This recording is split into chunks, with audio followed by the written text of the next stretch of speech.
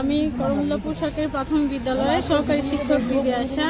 আজকে ঠিক সকাল 10টা থেকে 10:15 পর থেকে আমি মানে আমার ছোট বাচ্চাটা 4 বছরের বাচ্চা, গায়ে তার নীল রঙের জামা সোয়েটার পরা ছিল, জুতা পরা মোজা পরা ছিল, সে গেটে খেলতেছিল। জাস্ট এরপরেই জাস্ট 15 মিনিট পরে আমি আর বাচ্চা আমার কাছ থেকে খাওয়া দাওয়া করে মুখ মুছিয়ে যাওয়ার পরে আমি অফিসে কাজ করছি। তারপরে আমার সবগুলো বাচ্চারা ক্লাসরুমে ছিল, নতুন বই স্কুলে এসে গেটে খেলা করছে। কারণ হচ্ছে যে ছোটো বাচ্চারা যারা নতুন বাচ্চারা আসবে, ভর্তি হবে, বই নিবে, গার্জিয়ানদের আসা যাওয়া ছিল, তো সে কারণে গেটটাও খোলা ছিল, প্লাস সে গেটে খেলতেছে এবং সে পুকুরেও যায় না, কিন্তু পুকুরে যে কাজ করতেছে সে দেখছে যে সে খেলতেছে একটা বাচ্চা, কিন্তু জাস্ট 2-3 মিনিট পরে আমিও বের হলাম, কিন্তু আমার বাচ্চাকে আমি আর পাইনি। কত মিনিটের ডিফারেন্স এটা? এক্স্যাক্টলি হতে পারে ওটা 7 থেকে 10 মিনিটের মধ্যে, 7 থেকে 10 এতটুকুই।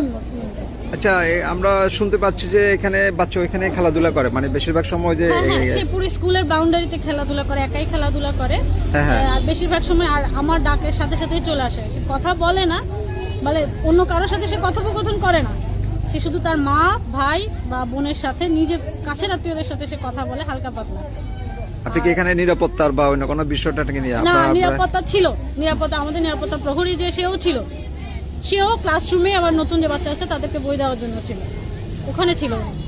আমি তো যেহেতু আছি, আমি তাকে জাস্ট 5 থেকে 3 মিনিটের জন্য, 5 থেকে 3-4 মিনিটের মধ্যে সে গেটে খেলে, আমরা জানি যে সে গেটে থাকে, গেটের বাইরে যায় না, ওখানেই ছিল। আপনার এখন আসলে বাচ্চা যে হারিয়েছে এই বিষয়ে আপনার মেসেজটা কি? একটা মেসেজ হচ্ছে কেউ যদি পেয়ে থাকেন তাহলে, একটা মা হারার কষ্ট তো সবাই জানেন যে একটা মা মানে মায়ের কেমন লাগতে পারে তার বাচ্চাটা যদি না পায়।